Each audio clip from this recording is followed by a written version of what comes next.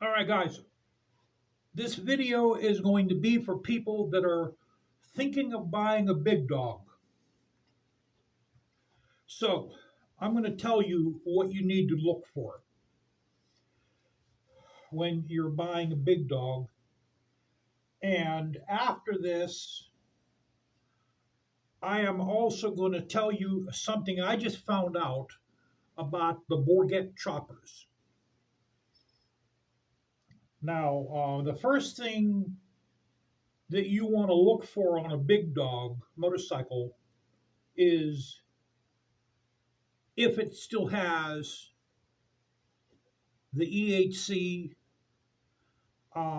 The years that they had trouble with the EHC was 2005.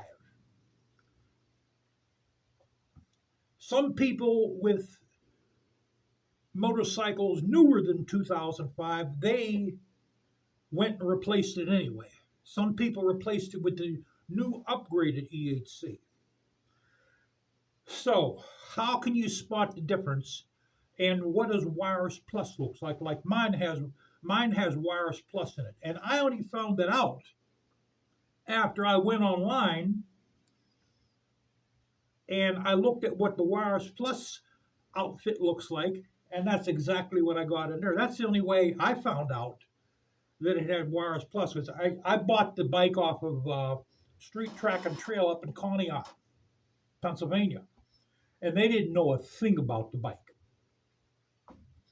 Matter of fact, I don't even know how long it was sitting up there. It was probably sitting up there maybe for a couple of years, maybe for 3 years. The guy that sold it to them, he was rich. He was a Silver Spoon boy, and my bike only had 1,050 miles on it when I got it. So being a 2006, just look how long it was probably sitting in a man's garage. But what I'm going to show you is what to look for and where the system is. So we're going to start on mine. I'm going to show you what my Wires Plus looks like, and then I'm going to show you pictures online. You're going to see it's the same exact thing online, and that's the only way you're going to be able to figure out what's underneath that seat. So let's take the seat off. All right, now the way you take the seat off is very simple. Up here, there's like a little bracket the seat goes in, and over here, there's a suction cup on each side. And if you feel with your finger, there's like little tabs where the suction cup is.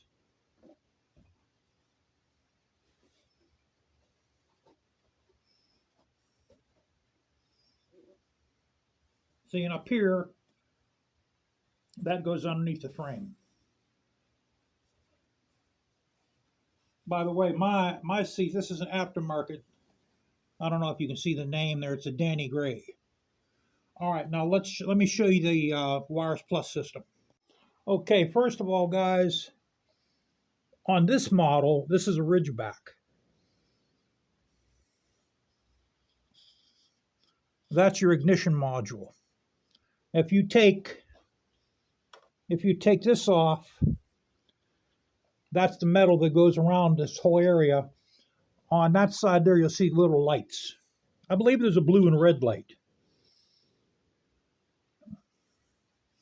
Okay, now the Wires Plus, it's hard to see. That's my breaker. Now, if you look underneath the breaker,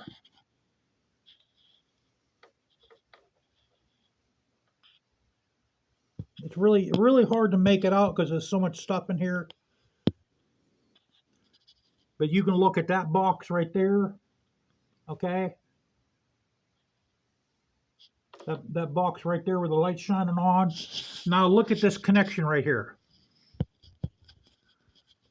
Okay, and look at that connection on the right side of it. I'm talking about the great big plastic, quick, I guess you can call them connects. See, there's two of those. And then there's that little one on behind it back there. You can barely see it. Now underneath the breaker, there's a box there with, I think it has 4 or 5 vertical lights. It's really hard to see. The EHCs are wide and they're rectangular. They don't look nothing like this. Okay, that's wireless plus. You gotta try to remember what everything looks like. All right. Now we're gonna go online. Oh, remember, wires plus. You got these 2 big plastic things. You got that small box there, and then you have another box down there. That's the wires plus computer with a couple lights on it. Okay, guys, I brought up, these are pictures of wires plus for the BigDog. Now, look at this picture right here. Let's see if we can bring that up.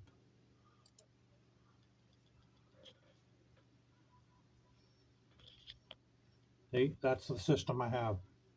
That's everything I just showed you guys. That little box right there, that was that one on the right-hand side. This one right here, that was below the breaker. That has a couple little lights.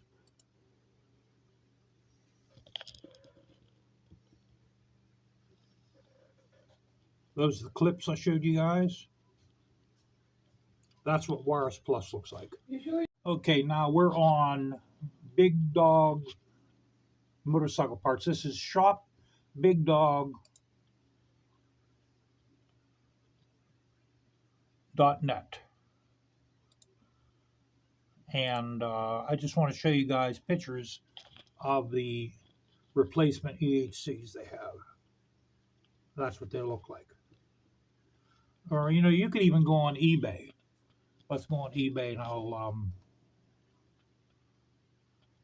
show you pictures of them on eBay, guys. Okay, see here, this is an original EHC to a 2007 K9 carbureted.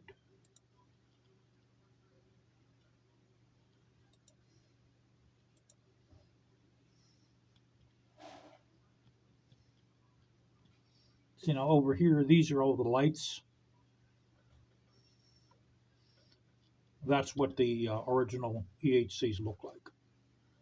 So mine is nothing like this. I have a Wireless Plus. Now I want to show you a board. Get this for sale by the Harley Davidson is right up the street from me.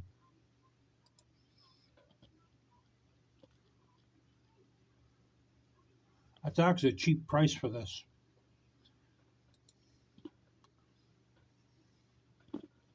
$12 grand. 12 grand, guys. That motorcycle was built. It costed what, about 45,000. This is a hardtail too. But what I found out about these blew my mind. Let me bring up the rear brake on this guy here. This is a 124 cubic inch engine, and this has an open primary. I think this has a 330 millimeter rear tire.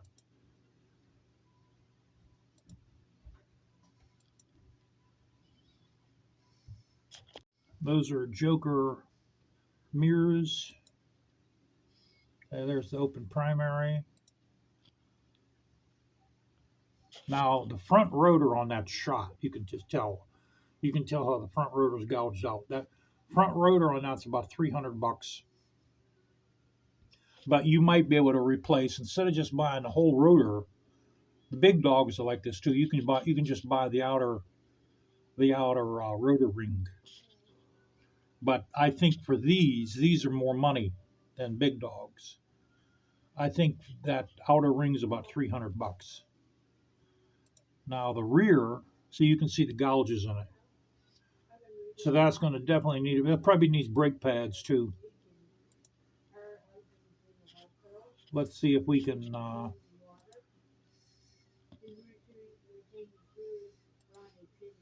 Let me see if I can talk over my wife here Okay, now this is how the rear brake works. This blows my mind.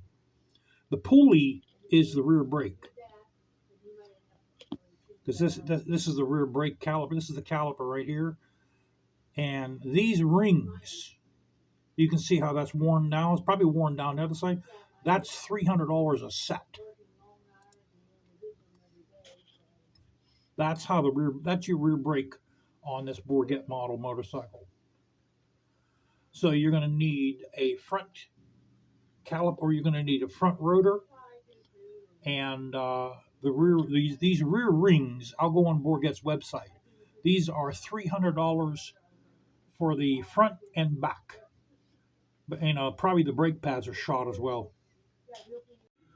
Okay, this is Bourget bikes. So the rotor ring is about the same as BigDog. It's about $140. Now here's that ring for the pulley guys. These are expensive. I wonder if you have to replace the back and the front. That I don't know. But that ring there, that's the ring that goes on the outer side that faces that we were looking at. $290, guys. Look at that, man. $290 just for that. I hope it's steel.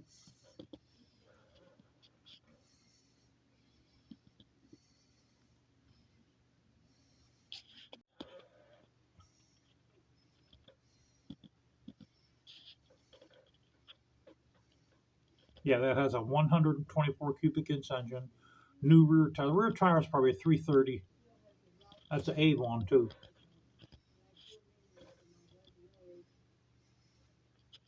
No, I'm not thinking of buying it, guys. So that's one of the things when you're buying a BigDog, you gotta look at that. You gotta take that seat up. There's two suction cups. The seat comes right off, and you gotta see what kind of computer. I'll call it that. What kind of, well, let's call it a brain, because it's not a computer. It is a computer. It acts like a computer, but it doesn't act like a computer. So we'll call it the bike's brain. You gotta see what kind of brain it has. If it has the original EHC in it, I believe, I think, don't hold me on this though, but I'm pretty sure an upgraded EHC should have a date on it. It should have a date. So if it has that rectangular box on it with rectangular lights going horizontally, that's a BigDog EHC. See if you can see a date on it. And if it doesn't have that, it's Wires Plus. You've seen what the Wires Plus system looked like. The Wires Plus system has those two big plastic clips. They're like great clips like that. It has that rectangular box, and then on mine on the left side, it has that small hickey. Well, I think there's like 4 or 5 vertical lights, and those lights tell you what the motorcycle is doing. Now that box that was on the right hand side, that's the ignition module. And I'll tell you another thing about my bike. It has that chrome metal housing around the electronic battery box. I have not seen one of those on any other BigDog motorcycle. And I mean, I have scoured the internet, guys. I have not seen another one like that. Another thing my bike doesn't have, my bike has a VIN number on it. It has a VIN number on the neck. But you know that little black sticker that's on the left side of the frame that has the VIN number? Mine doesn't have that. So I'm thinking maybe mine was some kind of like a floor model, like a show model, or maybe like a salesman's model, something like that. What I have to do is I'm going to contact BigDog, and I'm going to send him my VIN number, and I'd like to know why mine doesn't have that sticker on the frame. And I'm going to tell them I've never seen another Big Dog with that chrome box where we're going around the battery. I've never seen another one like that. I mean, I can't even find that as a spare part. Let me see what else is there. I mean, there's the motorcycle has so much billet aluminum. A lot of guys they get tired of polishing the aluminum. That's another reason why some people get rid of them. It's like when I got it, the aluminum wasn't polished.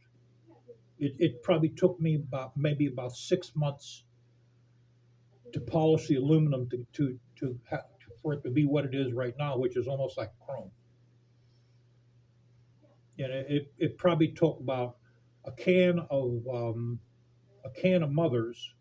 Matter of fact, no, I think I went through about three of them and a lot of rags. Let me see what else is there to look at. I think the brains is the main thing you got to look at.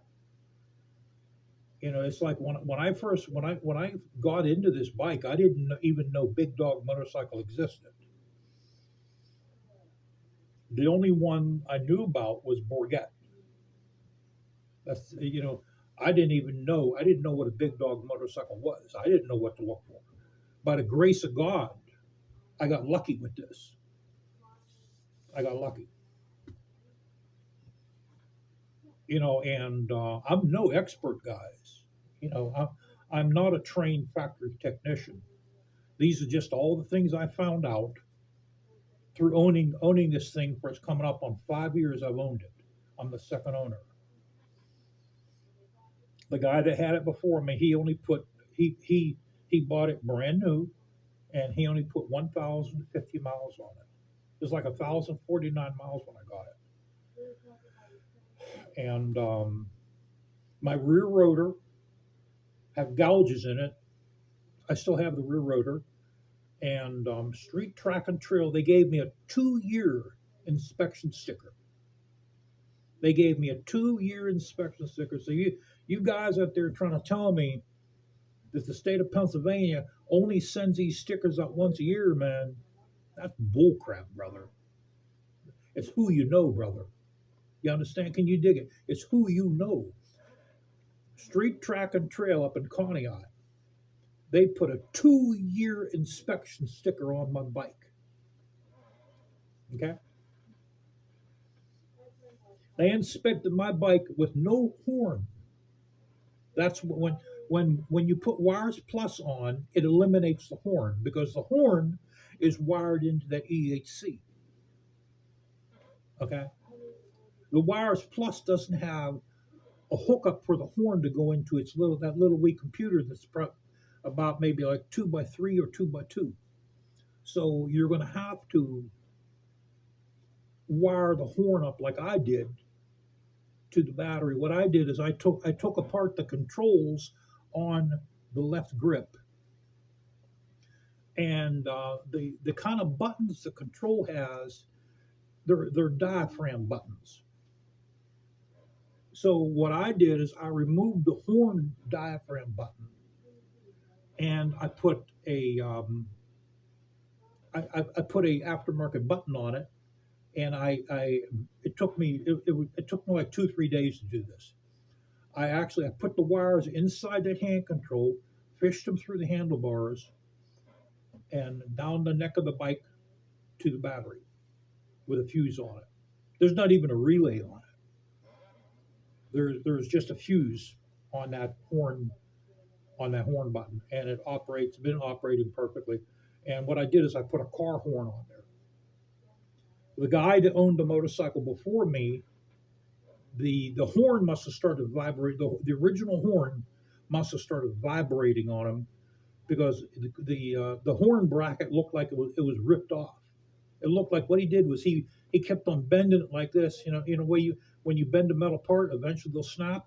And that's what it looked like.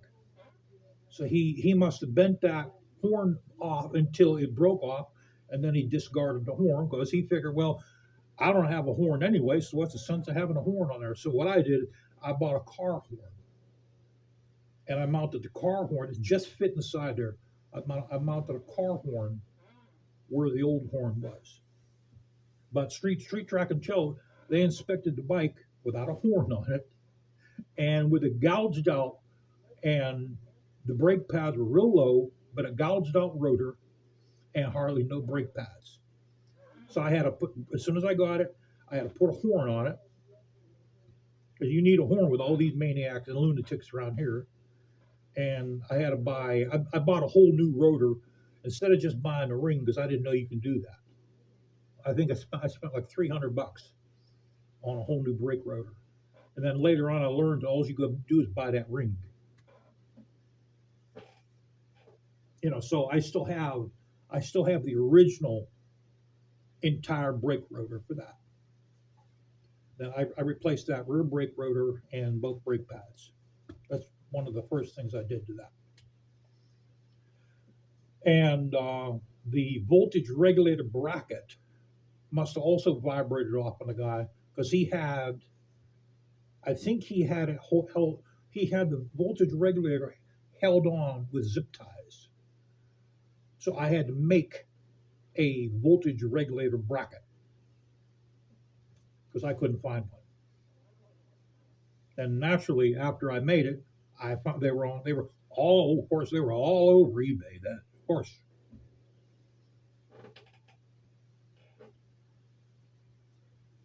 And now to today's present time, the motorcycle is operating better than ever. But that's one of the first things you need to look at is that the brains of the bike. Like any other bike, guys, you gotta look underneath it to make sure they're not leaking oil. My bike doesn't leak any oil. It doesn't even burn oil. It's extreme. The engine is in extremely good shape. The oil pan is underneath the engine. The oil pan it's gigantic. It's probably about this long by this wide by that thick, and that's where all the oil is. The oil pan is gigantic on these, and I think it holds 3 quarts. If you put an oil cooler on it, the oil cooler holds another quart. Mine has an oil cooler on it, so it holds 4 quarts.